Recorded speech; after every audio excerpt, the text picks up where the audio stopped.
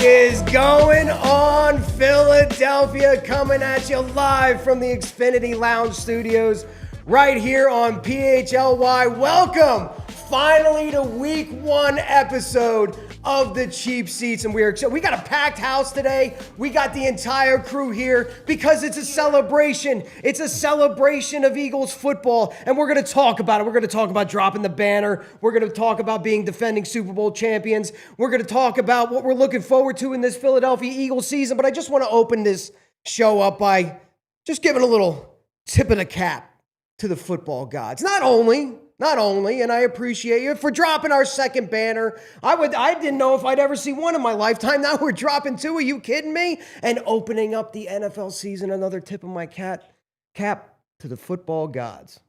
But to the football gods, I see you. I see what you did there. It didn't go unnoticed because you could have given us anybody. You could have given us anybody on the planet. A rematch of the NFC Championship game against the Washington Commanders. Oh, you could have given us the Detroit Lions, who a lot of people are picking to go to the Super Bowl. But no, you gave us the Dallas Cowboys, and I can't thank you enough. And I know there's a generational gap between, people who look at the Cowboys, maybe little old heads, right? Got a little gray in your beard, and the younger generation who, hey, you could be 30 years old, a grown adult, maybe married, have a kid, have a house. And you've never had the Cowboys be a relevant threat to you. So when you hear some of us old heads get triggered by the word Dallas Cowboys, you're like, what's the big deal? It's just the Cowboys. But I can guarantee me and everybody else in this room, we remember. We remember back in the 90s when all those kids would come into high school who dads didn't hug them enough, coming in their Dallas Cowboys starter jacket, talking like they were on board the entire time. I remember the no Super Bowl memes, like here's the Philadelphia Eagles trophy case empty. I remember the ring pop memes about how many rings you all got. I remember all of it.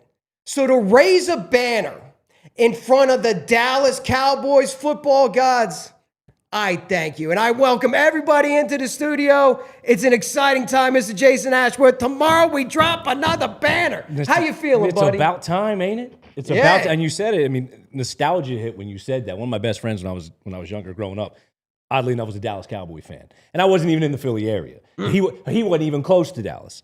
How he became a Dallas fan, I don't know, but I know exactly what you're talking about in terms of what our childhood was, constantly getting our asses handed to us by the Dallas Cowboys. So to drop it in front of them, and I'll tell you this too, what I like about dropping it in front of them is, I don't know if you saw what CeeDee Lamb said. No. You know Nick Sirianni and the Bird, they've moved on, right? Nobody's going to watch it. CeeDee Lamb straight up said, I'll be watching. I'll be paying attention. Because that's where CeeDee Lamb said, I will be out there. I will be watching. For what? Because that's where he wants to get. Because it's just... he better get traded. Well, fair enough. But it's that exclamation point on, we got what you want. We got what you don't have. And for Dallas to then admit that, I'll be out there. I'm going to watch him drop that banner. I know it doesn't mean much, but to me, somewhere inside, it's like, yes, it does. Yeah, it kind of does. Yes, it kind of does. Absolutely. Right? I love it. Black Gritty, how you doing today, man? I'm doing good. Andrew, did we mute Mike 4? All right, make sure you're on that. We got a crew behind us of crazy individuals.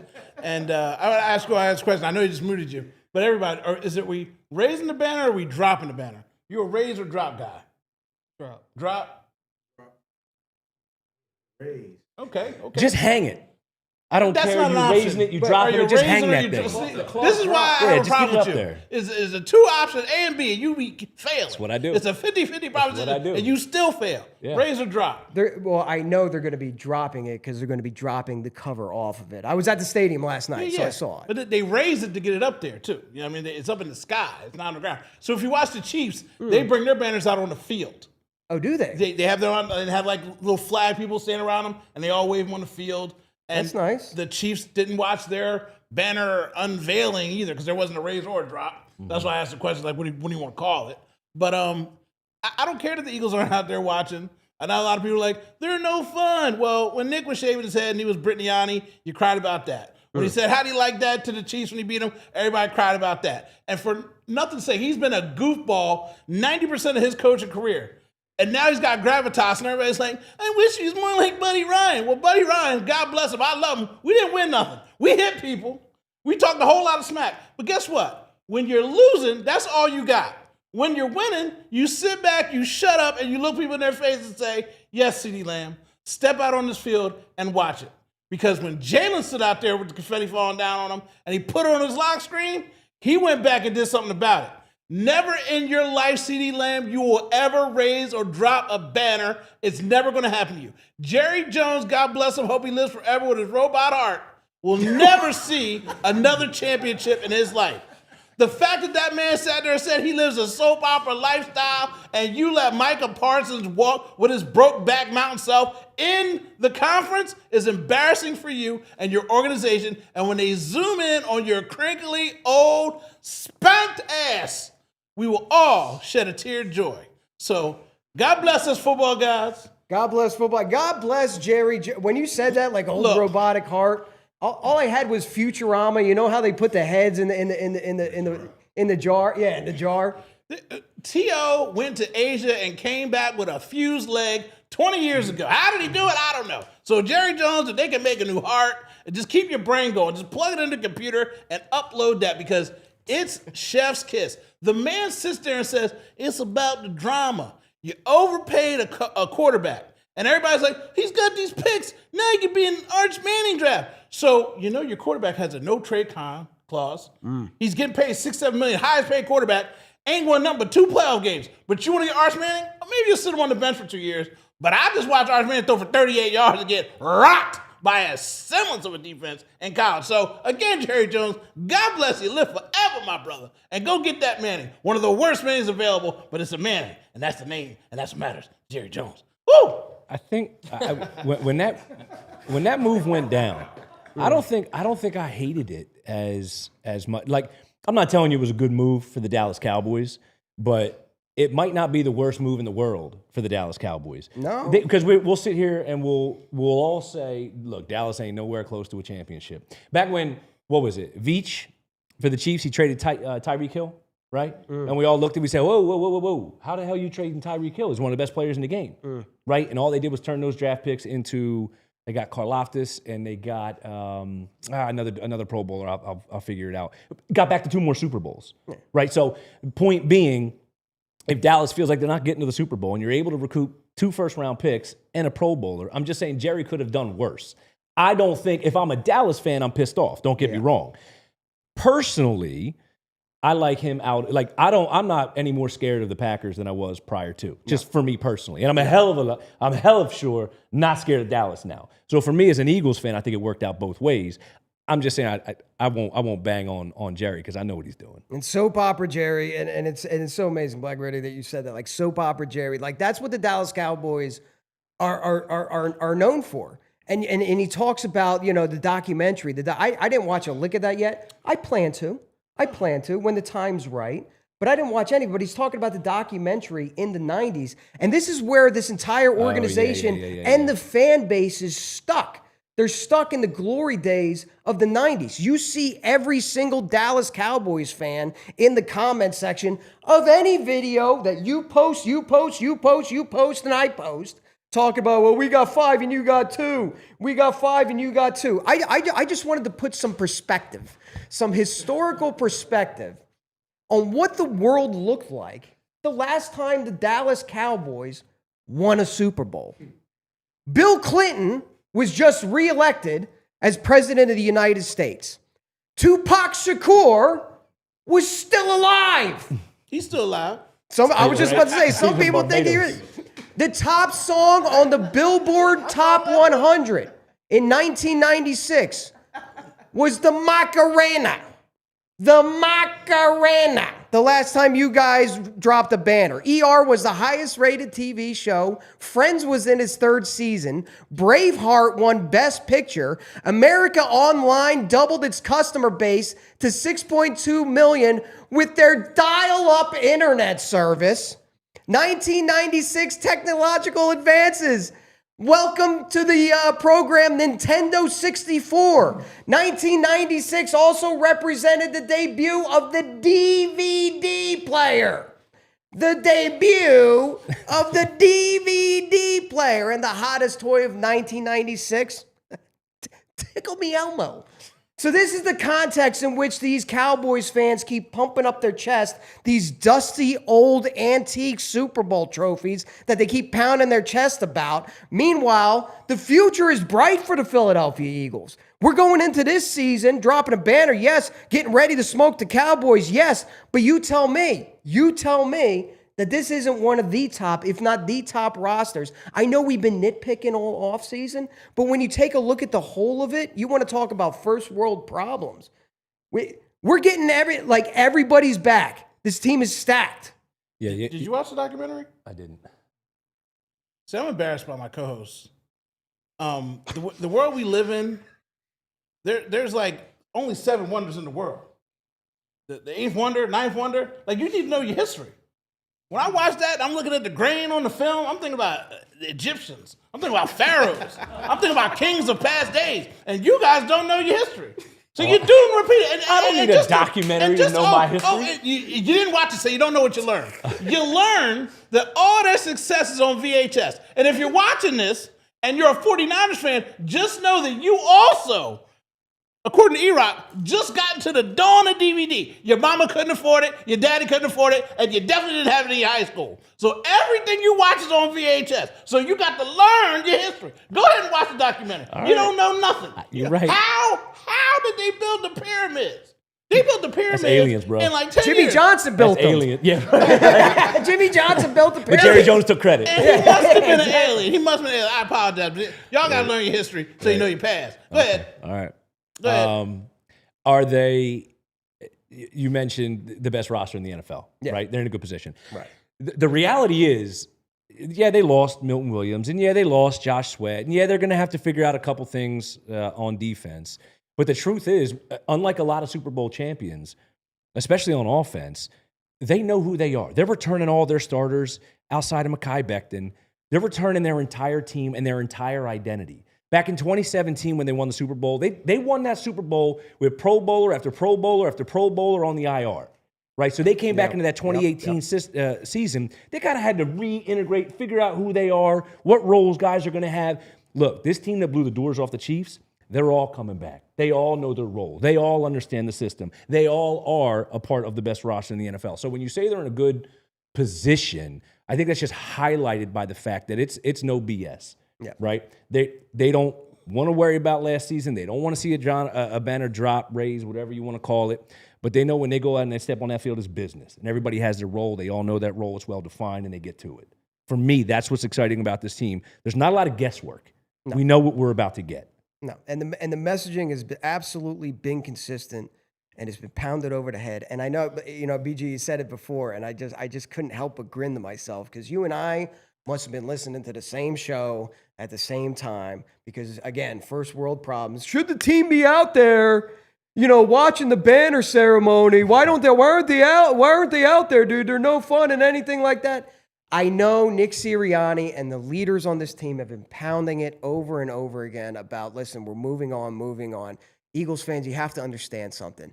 The ring ceremony, none of us were invited. Were you invited to the ring ceremony? Did you go to the ring ceremony? No, that's for the players. That's their opportunity to turn the page. The banner ceremony is for us. That's what we're in it for. That's what we get to celebrate. The team doesn't need to be out there for the banner. And didn't you say the Kansas City Chiefs doing whatever they did? They weren't out there either. No. They got a football game to play. And can Well, can I ask you, do you care about raising, dropping a banner? So, no, because I don't want to sit in 4 hours of traffic. That's why I'm not going to the game tomorrow. So it doesn't matter to me. I already got the trophy. I already got the rings, putting the banner up there. I go to like 3 games a year now. I don't care. We got it. We won. It is what it is. Year's over for me. But I'll ask a real question. Just so you guys know, my fault. We got guests here. just because y'all guests, I'm going to consider y'all family. That's why I already muted your mic early, because I know I saw it in the shades. You too cool, player. I had to shut you down. But unlike these two, I don't lie in front of my company. You see what I'm saying? Now, first of all, the show goes 1, 2, 3, not 1, 2, 1, 2. Oh, here we go again. Ask me the question again about the greatest roster before you go back to going on the soliloquy. Can I answer the question? Here we go. Yeah, I'm sorry. So let me tell y'all the truth. Every week, boys. Every week. Because somebody can't count to 3. Yeah. Every week, because somebody can't count 3. You feel me? It goes 1, 2, 3, not 1, 2, 1, 2. I just want to give you a hug. Hey, if we had a blunt, if we had a it. blunt, I never get to smoke. You see what I'm saying? It's dead by the time I get to me. It's 1, 2, 1, 2. Every time with that. You see what I'm saying? So anyway, he asked the question that y'all got to pontificate on. This is the best roster in football. Let me tell you something. This is the worst roster in football. Because all I know is every time I get in a chat with a commando or a cowgirl, they tell me that my quarterback ain't nothing. They tell me that CD and Perkins or Popkins or whatever his name is better than Devontae. They tell me that my running back is Watts. They tell me that my tight end ain't nobody. But then when we go win, it's a super team. So I can't figure out if my team is trash or if y'all feelings is hurt. I'm just trying to understand where we're at, because everybody keeps nitpicking and causing problems. My secondary, we got young guys out there. Did you know who Cooper DeJean was last year? You didn't till he rolled up on your mama. You didn't. That white boy is smooth out here. Now you understand. Quinion, he's what school did he go to? He turned down Nick Saban? Wow. Now he's the second best young corner in the league. Sauce Gardner, you're moved out. It's Surtain and it's Mitchell. And Mitchell's coming for that number 1 spot. So again, you asked if we got the best roster. I've been told by everyone that my team is trash, but we're a super team. I'm trying to figure out if I could be middle of the pack. First of all, stop taking your education from Commanders and Cowboys fans. You want to talk in this room with some educated fans? We're all going to tell you it's the best roster in the NFL. Y'all sound like homers, though. Y'all sound like homers. Y'all ain't keeping it real. I'm just trying to understand where they're at. You know what I mean? My quarterback is top 5 that are alive. He's not better than Lamar. You know, so it's just, for anybody watching this that loves Lamar Jackson, because there's a lot of local fans that love Lamar. They're close. Baltimore's close. The difference between Lamar Jackson and Jalen Hurts is from here to here. Lamar's faster, his arm's stronger. But when he's in a game and he starts getting nervous, he doesn't do audibles to get Derrick Henry, the guy who, if he touches the ball 22 times, they never lose a game. He keeps him at 17 carries because he wants to throw the ball to a tight end that fumbles. Then he wants to fumble himself. So when you sit there and you talk about how my team is great, I love hearing y'all say that the team is great. Because every day people tell me that I ain't nobody. They tell me I'm overweight and I don't understand football. And I just sit back and I say, well, get these George W's ran down your throat. And then come back and tell me that we're a super team. So yes, you're right. But I think just be telling me we wrong. I mean, I got you. Mike 4 hot. All right, 23 Dries, who's hanging out with us today, obviously co-hosting the banner drop party tonight at Live Casino. I just want to make sure, because now I'm self-conscious that everybody's got to get their airtime, right? And right. He can't math too good. 1, 2, 4, 5, and stuff like that. 1, 2. Going into the season, right, expectations are high. The Eagles fans have, back in when it was Donovan and Andy, the expectation was at one of these points we're going to get to a Super Bowl. Now I have Jalen having gone to 2, winning 1, and dropping a banner tomorrow night. What's your expectations of this team? How are you feeling about this roster? Hey, we was talking about the roster, right? One thing a lot of people don't realize, the Eagles haven't lost when A.J. Brown played, when Devontae Smith played, when Saquon played, and when Jalen played, and Goddard played. When they all played together, they haven't lost yet. We haven't seen that yet. So that's a big deal right there. Every time they played together, they won the game. So I'm looking forward to see them continue that.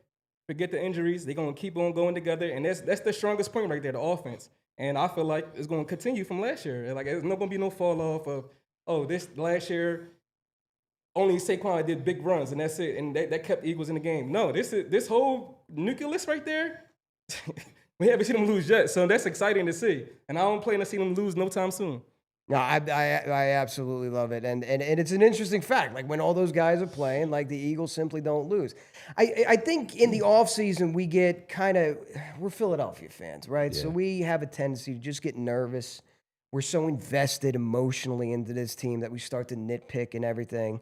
And also, too, Nick Sirianni, you don't see the guys during preseason. You don't see the starters during preseason. So we're constantly sitting back here and nitpicking, like, oh my God, corner number 2. What are we going to do at safety and stuff like that? But I'm very excited to just see this team get back on the field, because when you have that entire nucleus of offensive players that's going to be putting points up on the board, that's going to cause the other team to chase. You got to chase it. Your job is not to beat us. Your job is to try to keep up. So bend, don't break, Vic Fangio style. We can tolerate that because we're going to be putting up numbers when that offense takes the field. And I want to say one more thing about the defense, because I ain't seen nothing about the defense. I seen the video today about toughness. I don't know if you guys saw it. Nolan Smith? Eagles said all about toughness. Okay, and Kobe Dean said, you can't play on this defense if you're not tough.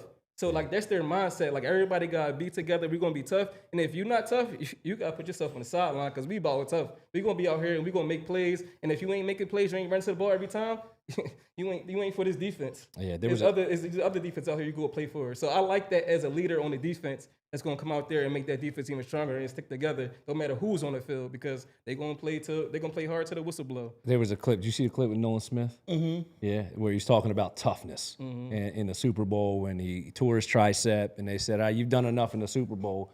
And he said, who are you? And we're not cursing, right? But he basically said, who are you to tell me I've done enough in the Super Bowl? Like, nah, strap up. Let's go. Give me a brace. I'm going out there, because he said, I don't know how long I'm going to be in this game. So as long as I'm going to be in this game, I'm going to be tough.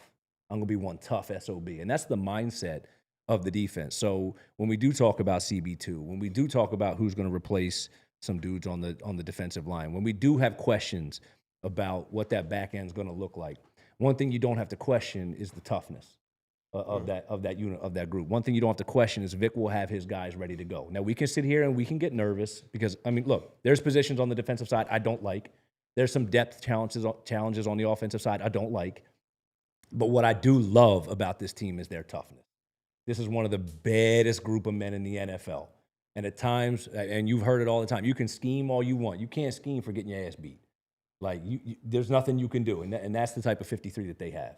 And we talked last week about, like, the Hard Knocks, right? And Sean McDermott kind of, like, trying to relay a message. Black Gritty did a wonderful impression of just boring us to tears, boring us to sleep, right?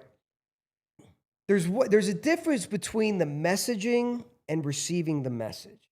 You can have all the messaging in the world. You can say all the right things. You can try to hit all the right notes. But if the team isn't receiving the message, then it's completely lost. Or if they don't believe in the message. And it's so refreshing to see guys like Nolan Smith, who comes into the league not wearing gloves, not wearing any protective equipment, not wearing the smallest shoulder pads. Michael Bennett would be proud, in order to intimidate his opposition.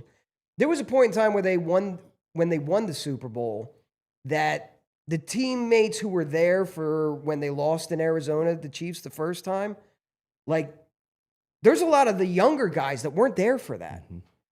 But the messaging was so important from the veterans and the coaches and everybody that they took that Super Bowl personally. You weren't there. You didn't have to, because your teammates took it so personal, you took it personal. And now watching the younger guys, when a BG goes off and retires and you're nervous, like, all right, who's going to be the vocal leader? Who's going to bring that energy? Who's going to preach the good book? And then all of a sudden, Nolan Smith, young guy, coming into his own. Don't worry, I got this. When the younger guys are buying in, to even tell the younger, the team is on the same page. So, off topic of that, you talked about the defense. I don't think about the defense. I don't worry about the defense. Makuba Scuba gonna be out there, get his little reps in. The safety, the cornerback position, none of that matters because I have Jalen Carter. You talk about the preseason. The thing that Sweat, I should have got Super Bowl MVP. Watch the tape. Carter's taking on double and triple teams. Cookies for you that you're winning your one-on-one matchup and getting to the quarterback. This guy went through 2 men and karate chopped Patrick Mahomes in the face so hard, he forgot where he was for a quarter and a half. They didn't score for a quarter and a half after he got popped in the face. But Sweat's like, I deserve it. No, the guy taking on the double and triple teams deserve it. So if I'm worried about the secondary or safety, you better get rid of that ball so quick, whack that, because the Carter's going to be in your face. Your offensive line is trash. But what I'm worried about, because I don't know, if Patullo went to the E-Rock School of Accounting, I remember when Nick was the offense coordinator. He came out and said, I forgot Dallas Goedert was on the team. Won a whole game, didn't do one play to his way. Then he came out the next game, and it was like mad. I'm like, bro, you know we got a running back, right? It was pass, run. He had to have that taken away from him because he's such a wide receiver mindset, pass guy. We've got these weapons. I want to attack. And some of that's coming down from on high because I know Jeffrey Lurie loves to see that ball in the sky. So he had to get pulled back from that. Then we get Steichen in there. There's evenness. There's balance. He goes away. I get a guy that's never called plays before, and I'm like, who's playing Madden on the sticks again? Now Nick's involved, not involved, that whole thing we did with that whole year. Then we get somebody, Kelly. Oh, he knows what he's doing. Now we're back to 1-2-1-2, or is he going to be 1-2-3? That's my only concern. The offense is set up for success. The defense, thanks to Jalen Carter and Vic, I have all the trust in the world. Campbell getting that starting spot over Trotter, he is a freak of nature. I'm not worried about a mammy-jammy thing except for the play calling from a guy who's never done it before. Am I the only one that's worried about that? That's my worry. I know we had holes that we feel in the defense, but on offense, that's a big question mark for me. I'm excited to see what happens. Yeah, it's fair. It's absolutely fair, right? Because he has, we talked about this last week, Patullo has the unenviable position of having to, per se, carry the torch, right? We let it off. I said, this team knows their identity. They know who they are. But the league knows who they are as well. And the league will, when you have this type of time, you don't have a chance to do it on a week-to-week basis. That's not how the NFL works. But when you have an off-season as a DC, like your job is to now scheme at, like, all right, how can I try to stop them from doing what they quote-unquote do, right? So Patullo has to make sure he stays within the identity and the framework of that offense and that team while adding new wrinkles to keep them off tilt, right? All right, so maybe, and I'm not trying to say that this needs to happen, but maybe that is putting a little more onus on Jalen's arm. Or maybe that is spreading the ball out a little more and we don't go so run heavy. You don't try, like, all right, so Saquon's not going to get 350 carries, 400 carries, right? You still have to stay within the framework of the offense because we know that, let's not get cute, but you also have to be one step ahead of those DCs, give them something else to think about, prepare for, scheme for, and we haven't seen them do that. So am I worried? No, I don't think I'm worried. Is it a valid point, a valid concern? Yes, and the beef of all of it is we don't give guys time to figure it out. And I'm not sure that I want to give him any time to figure it out. We expect to see that tomorrow night. And we want him to hit the ground running as if there is no lapse. And the reality is there may be. These guys aren't going to be firing on all cylinders week one, I would think. Well, the best part about it is Dallas sucks. But just read the hat. Just read the hat. 23's got it. But when they're healthy, they are a formidable offense. Absolutely. When Dak's out there, CD's out there, they do move the ball. I don't know about these whippersnappers at running back. They got Sanders, who my biggest problem with him is he never learned how to read. But I don't know what their running back situation is going to be like. You remember, we're late in games. He ran out of bounds. I need to be inbounds. He said inbounds. I need to run out of bounds. And I'm like, bro, we trying to salt the game away. I know they told you to play in the huddle. I know they did. He just be 1-2, 1-2, and he go out of bounds. I'm like, well, we just gave the instructions. So I don't know what their running games will be like, but they are a formidable offense. So we will have to put up points. See that first 15 go out there. See the nerves go. But that's my only question mark. That's the only thing I'm worried about. I don't want to see somebody stuck on Y on the joystick on me where it's like, dude, mix and match. Because it's the same thing we happened with the Commanders last year. What did that coach say? If he run like a running back, we're going to hit him like a running back. And they both ran for like 90 yards out of your throat. You couldn't do nothing about it. So is there a game? God, I'm such a Negadelphian. Is there a game where we can remember, and so obviously the Super Bowl is the easy answer, but let's just take prior to last season, because last season was the best season of franchise history, and we'll call it a blip in our overall experience as Eagles fans, right? But is there a game where the hype leading into it, their play matched it this early in the early season, right? Where whether you're opening up the link or whether you're playing the Bucks to close out the vet or like pick the game, I don't know, right? Here we're expecting them coming off a Super Bowl win. We got a banner going up. We're playing the trash. I almost cursed. We're playing the Cowboys minus Micah Parsons. Yep. We expect, hey, look, keep it running, right? Don't worry about 2024. We'll worry about 2025. They're going to hit the ground running. Right. Why do I have, as you were saying that, why did that little twinge just pop up and go, oh boy, Patola ain't got it, or they try to get cute, or it just doesn't look the way we want it to look. Why can I start to envision that? The Negadelphia is coming out. I love Negadelphia. That's why I talked to it. I also envision booze. Oh boy. Boy. This is Philadelphia. Yeah, you ain't wrong. You ain't wrong. Let me tell you something. We got to change the vibes. I know, my bad. Look, I've dated a supermodel once in my lifetime. And the first time I went out. 1 2 1 2. I don't know where this is going. No, I'm just going to tell you. The first time I had a chance to take my shot, it was boo-worthy. I mean, I got booed. That's all you got. I'm saying, well, look at you and look at me. Just give me a second chance. Uh-huh. So by the second half, I feel like these will come back. We will be on them if they have one bad drive. Because as you said, the hype is so big. Yeah. And I can't ever remember them starting off. Number one, the way preseason and everything is, no one starts off super hot. Correct. Right. Somebody gets blown out because they're just a trash team, but no one really starts off hot the first 4 weeks. You see teams lose it, go on a run. Hell, this team was 2-2 last year. Yes, exactly. Yeah. So but I know that if we have a bad series back-to-back, the boos will come down. And that's part of the love of Philadelphia. Yeah. That's why the 76ers had, for 4 years straight, the greatest home record in the league. Dude, I see tickets. Don't look at me like that, E-Rock. I was down there. When you get booed in the second quarter and you go to halftime, you come back and run on 10 points, it's because you don't want to get yelled at. You don't want to get yelled at. There had to be a guy on the sidelines with one of those semicircle microphone cones that pointed it directly at a parabolic mic? But what's that? A parabolic mic? Yeah, the thing that was blind and bone. Parabolic mic. The other day. Yeah. It's blinding me. Great. We just blew the lead. Thanks. Appreciate that, dude. Pitcher went ice cold. Anyway, I was there. Mm-hmm. And I was on Twitter at halftime. And they're like, I can't believe the fans are booing. I'm like, booing? I didn't hear any booing.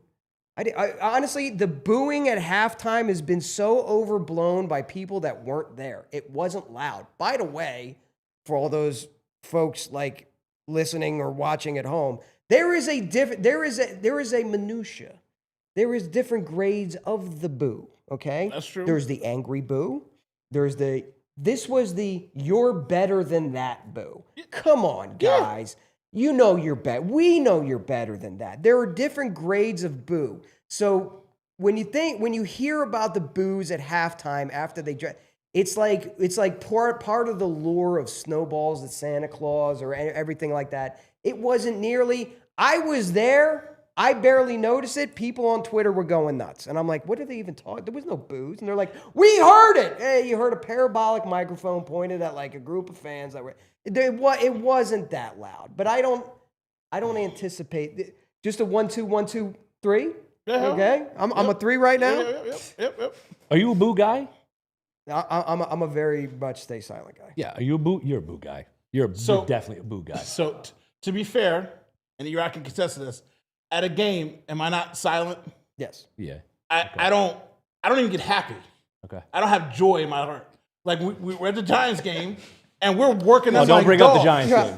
Don't bring up the Giants game. Cold. Yeah, we're working them like dogs. And I'm sitting there like, let me get out of this game healthy. Because Saquon was going crazy. I'm like, all right, shut the dog down. Y'all let the dog bite everybody. Like, no. So when I watch, I don't say anything. That's just how I watch sports. Now, I'm a boo person because Sixers game, I'll be booing. They deserve it. But I'm not against booing. But I heard the boos. I got surround sound. I mean, the parabolic mic was right in my back ear. Yeah, it wasn't as bad as everyone. Dries, are you a boozman? No. He's too cool. Look at this guy and tell me he gets emotional over everything. He's cool. I know you booing. You be crying when you booing. You don't be crying. You don't be booing. Of course I do. Exactly. That's what I'm saying. Like I said, he got tears in his eyes when he booing. I know how you do. You boo? I boo it, but it's more of like they know they can do it. We know.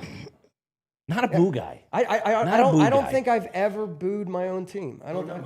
Yeah. I'm more with the F. Oh, yeah, correct. I get frustrated. My drywall has seen a fist or two, but I'm not a boo guy. The drywall Oh, I've has seen a holes? fist or two. Yeah, Okay, all right. Instant regret. Doing Instant back-to-back regret. screens, like, what the... Yeah, right? Right? Yeah. This dude's trash. No, he's not. He's not. But I just wanted to circle around to back around to your point about the thing that concerns you. And I get it. You got Patullo coming in and you have, shades of Brian Johnson in your head. And you're like, oh my God, is it going to be the same thing? I'm willing to give that guy absolutely 100% the benefit of the doubt. Oh, I'm going to. Because I think Jalen has earned the right to have more of a voice within that offense. If you remember, the offensive line went into Nick Sirianni's office last year and was like, bro, it's not that hard. We just got to run the ball. And it turned their season around.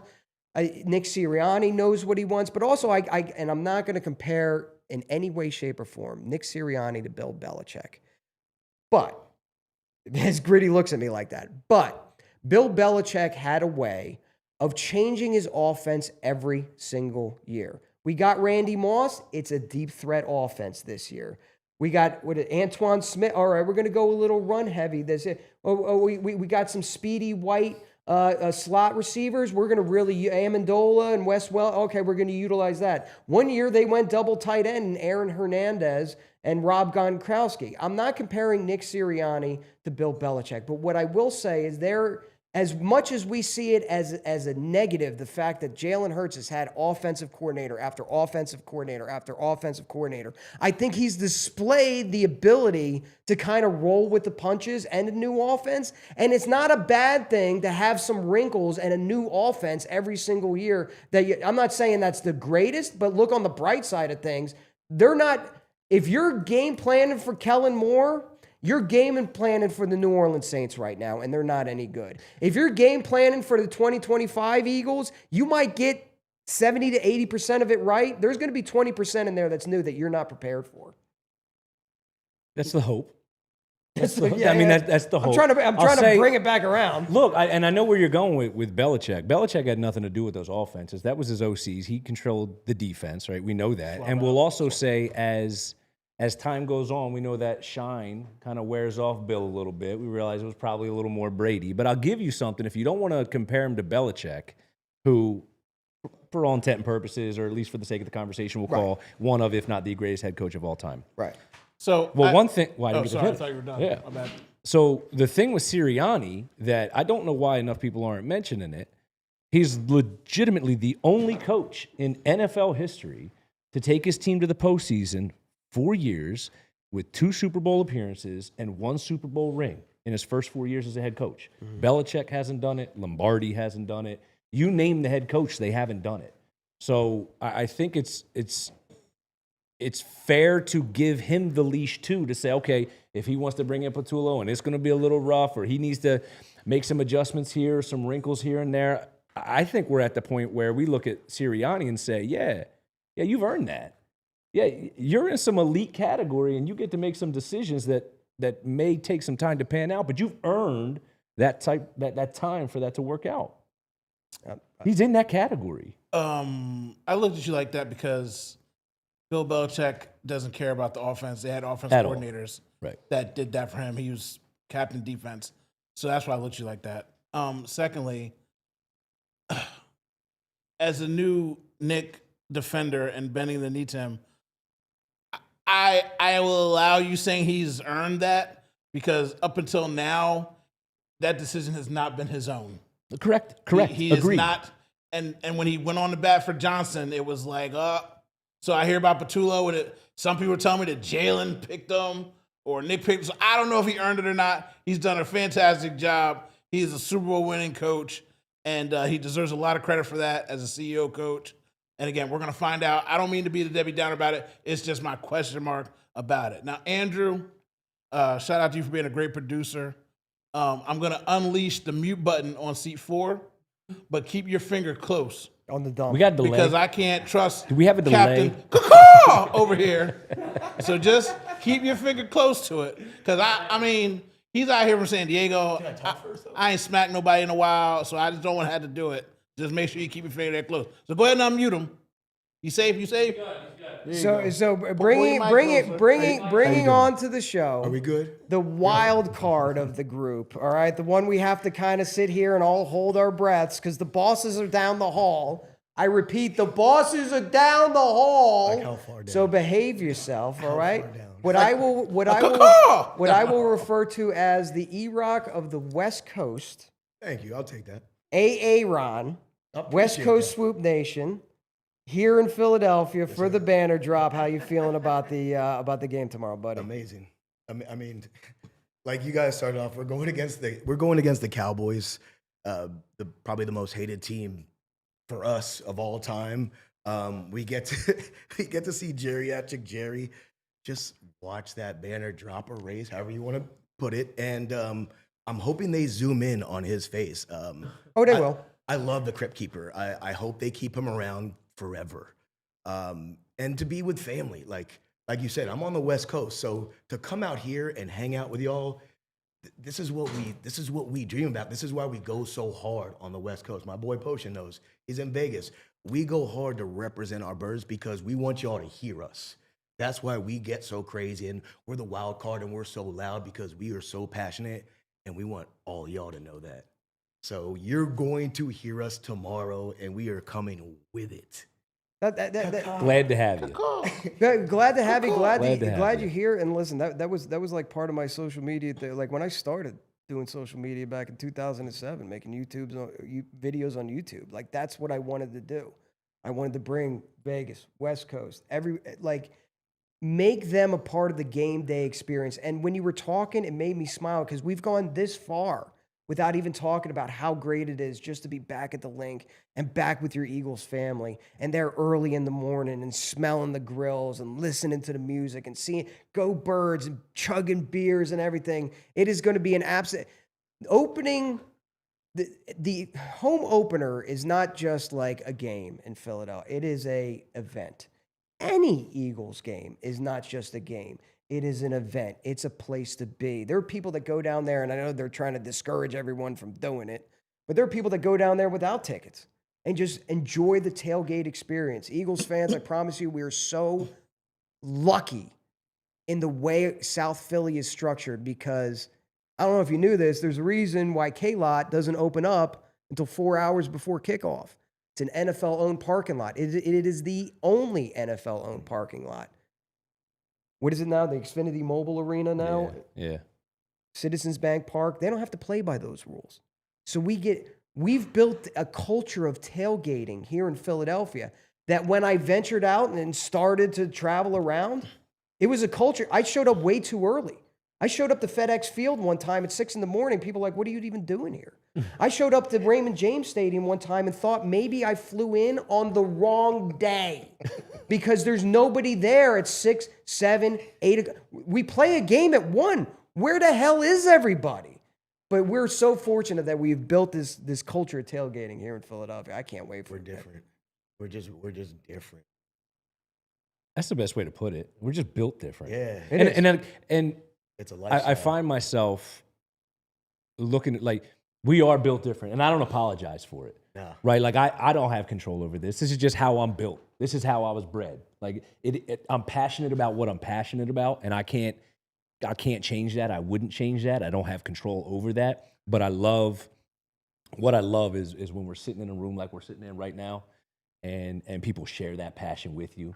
And you can hear it in their voice and the way that they're talking. And I'm sitting here and I'm getting goosebumps as I'm saying it because I'm just sitting here thinking to myself, see, I'm not alone. I'm not the crazy one, right? No. And that's what Philadelphia is, right? That's what.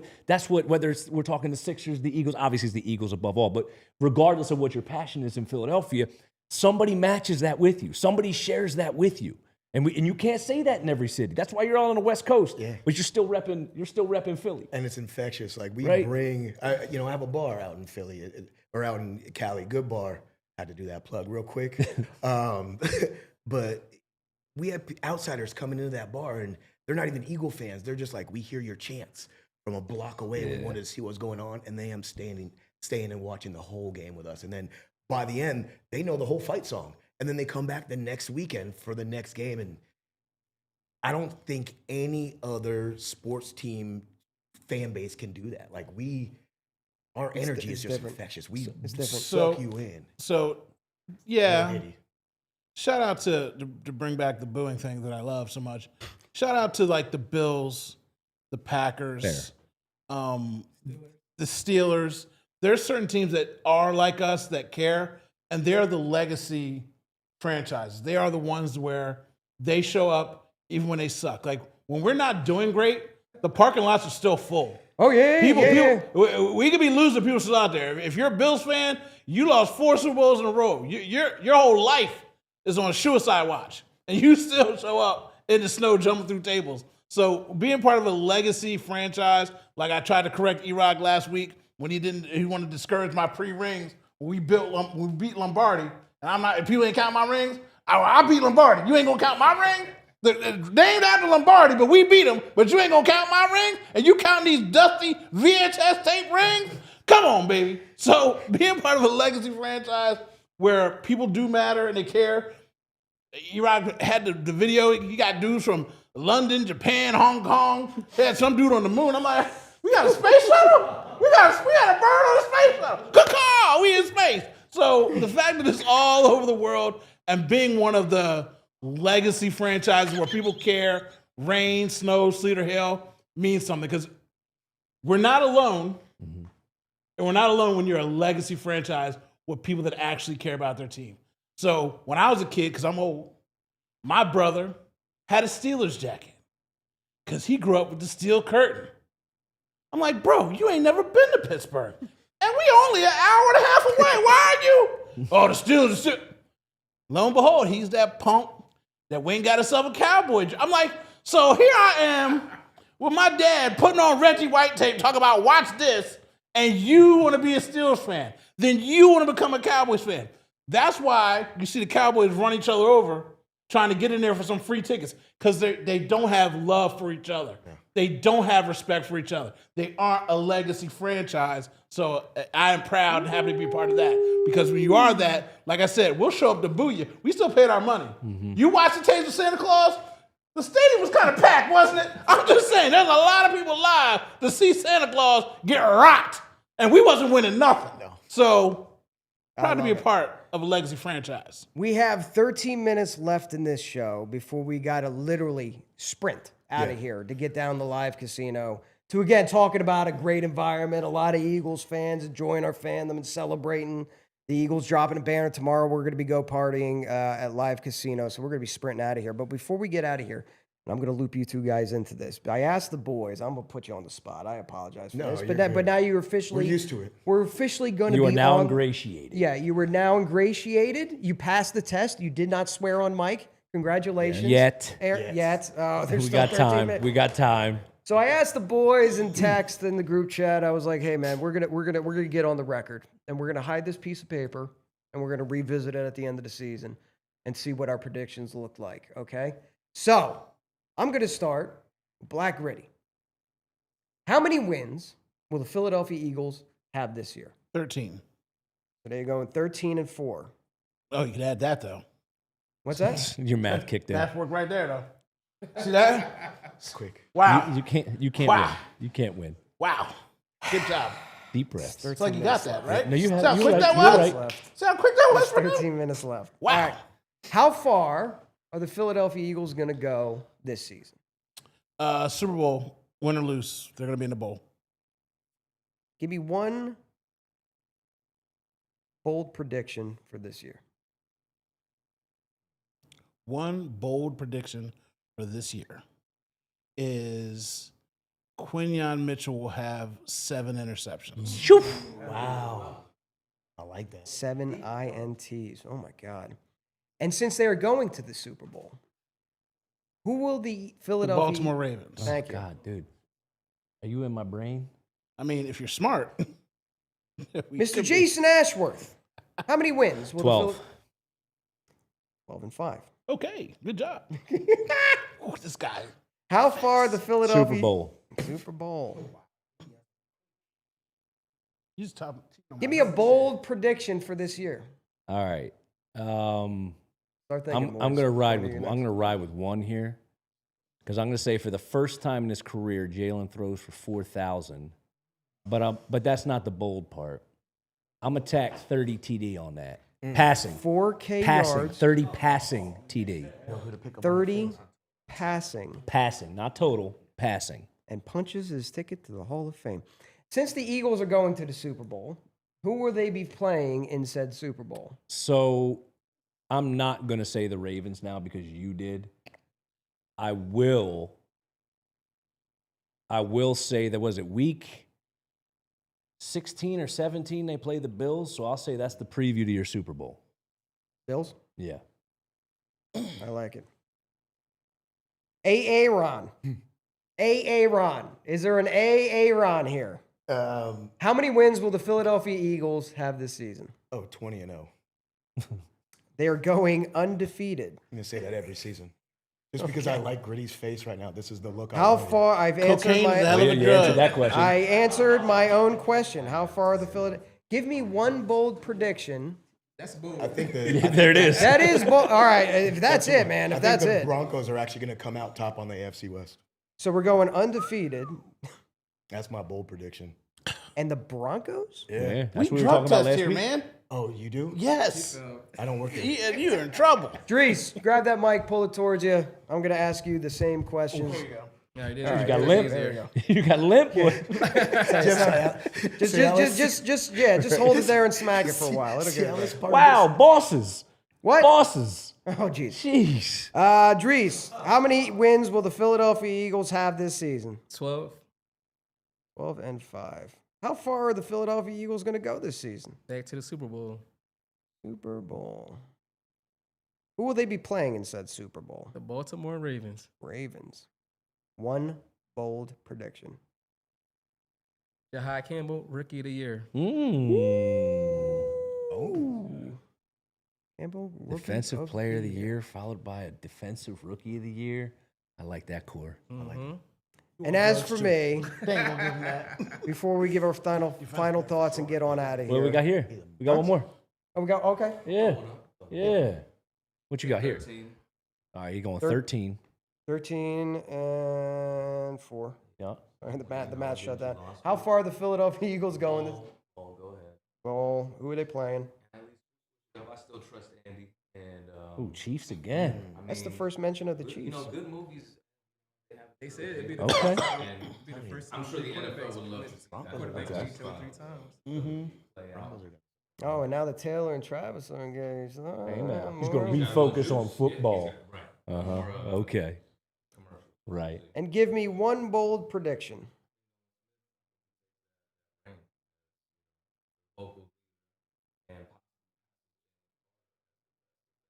For this season. No. Not. Yo, you done upset him now. You upset him Oh now. my God, Nolan! I can feel the let Gritty move. Nolan greater than That's bold. Jalen That's bold. That's bold. Carter. All right. We said bold. That is bold. I thought mine was going to May make I? it change, but no. The floor is yours. Eagles are going 12-5. You're not going to ask yourself the question. You're just going to state. They're going to the Super Bowl. Okay. Everybody's on the birds to the bowl. They're going to play the Buffalo Bills. Okay. Now, just to review the bold predictions. Quinyon Mitchell, 7 INTs. Jalen Hurts. Are you sure Jason didn't have any of those edibles you were packing or anything? Wow. 4,000 You don't yards, think 30 4,000 is passing. doable? No, You got a it's- 1,500-yard running back, and you've got Shipley running the ball as his backup. You've got a lot of ground game going on. Bro, he threw for 3,800 in 2023. Yeah, and he also has 22 touchdowns. There's just so many things taken away from touchdowns. It's called a bold prediction. It is bold. Like I said, y'all on drugs. Go ahead, keep going. Jihaad Campbell being the rookie of the year, not just the defensive rookie of the year, but the defensive rookie of the year. Okay, defensive rookie of the year. Birds go undefeated. Now I know you're taking them. And that Nolan Smith greater than Jalen Carter as far as on the defense.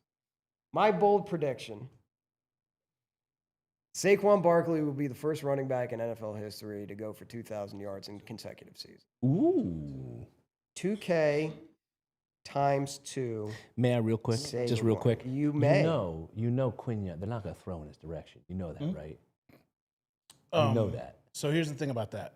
He's going to be following the best guys, and at some point you have to throw at your guys.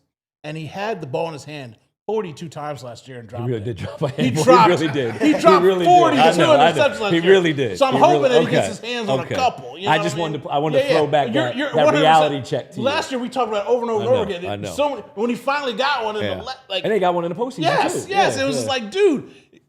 Okay. All right, I got you. So I am taking this piece of paper with all of our predictions. Can you do rip me it one now. more favor? Yes, sir. Just write a slash next to my bold prediction Yes, sir. and put on there, E-Rock will complete Hooked on Phonics and learn how to count as a bold prediction E-Rock for the end of the season. Gets You know, he knows Is high math. There's no low math. GED. If we do go 20-0, we're rolling that up. Oh, yeah. Yeah, We will use that. I said I paper. was entertaining. I never said I was smart.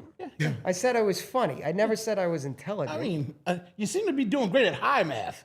It's I the think basic that's stuff that's getting you tricked up. Like, you got trigonometry down, but you can't get the ABC blocks together. You see what I'm saying? You know it. You know it. All right. We are going to wrap this show up. Any last words, fellas, before we get on out of here? And literally, as soon as we cut, the party starts. We'll see you in 30 minutes. I love it. Black Ready. I'm going last. Jason Ashford. I'll just say, look, when I sit here in this couch next week and we're having this conversation about how week 1 went, just the hairs that are standing up on the back of my neck or were early in the show about a half hour ago, make them be all for naught. Just go out, handle your business. Let's roll into this season the way we know they're capable of. I don't want any question marks, not after week 1. Nah, I'll say, listen, Eagles fans, if it's not perfect week 1, I understand that we all want it to be because of the Dallas Cowboys. If it's not perfect week 1, which, by the way, the Eagles are playing at home in week 1 for the first time since like 2019, all right? So this is the first time we get to see the first glance at the Philadelphia Eagles at home. If it's not perfect, don't spaz out. Historically, this team needs 3, 4, or even up to, as of last year, 5, when I sat in that chair that Aaron's sitting on right now and sat there and damn near cried on the air after that butt whooping by the Tampa Bay Buccaneers. They will beat the Dallas Cowboys. It may not be the perfect ass whooping that we have envisioned in our mind's eye. They are going to win, but you also have to take into account the Kevin Patullo. You also have to take into account new defensive starters. You also have to take into account all that. Trust me, I think they're going to be the best roster, if one of the best, if not the best roster in the NFL, and they will represent the NFC in the Super Bowl. It just might take a little bit of time for tweaking and people to get there. Nobody played preseason. Don't be booing at halftime. There wasn't many boos anyway, but we're fine. We're fine. Everybody's fine because we're dropping a banner. We're dropping a banner. I said, boys, we're dropping a banner. Let's make a little noise in here. Live from the Xfinity Lounge. We will see you next week. You're not seeing anyone last because I'm going last. So Wow, my we went God. 1-2. We went 1-2, 4, 5, 6. Y'all got it. It's 1, 2, 3. three. E-Rock, it's 1, 2. I'm pump your brakes. Now I've got 90 seconds to finish what I wanted to do. 90 seconds. We'll see you in 25 minutes, guys. So, no, you're done talking. Can we mute his First mic? of all, shout out to Andrew for doing a great job muting Mike 4. I know Andrew can count. At least he can do that for me. Oh, boy. Secondly, if you're watching this, you made this far, make sure you go to PHLCheapseats.com. Subscribe to the pod, the YouTube. Make yourself useful. Subscribe to my social media. Skip these two losers because they can't What did count. I do? I defended you. You're his friend. You're close enough to him. You're getting the blame. Everybody on that side All gets right. the blame. Secondly, E-Rock sent out a text message that said, I want to bring in some of my friends to the studio. The first thing I said was, I don't like these people. I don't want it to happen. Don't do it. And he said, well, damn. Then. Oh, that's facts. And That's I'll facts. show you the screen. So, 100%. I do not like these people. I do not want you to be Absolute here. facts. I didn't want any of you to be here. And I say that to say, shut up. I say that to say, I don't like you. I love you. I care about you. And if you're sitting here watching this and you're at home, make sure this season you do something special. Take somebody who doesn't know about football, stop ignoring your daughters, stop ignoring your nephew, sit them down in front of a TV, get them a t-shirt, go out there and tell them, go Birds every day, text them in the morning. Bring somebody else into the flock, into the fold, and make sure that you treat them the way that I treat people. You're disrespectful, but you love them up. You're disrespectful, but you love them up, because that's the Philadelphia way. That's why I'm Negadelphia. I want you to implore this on other people. And if you see E-Rock in the street, let them know how many rings we got, because we beat Lombardi that the trophy is named after. And if you have a little time, pull up your hands and go 1, 2, 3. 1, 2, 3. ABCs. We're out. Go Birds!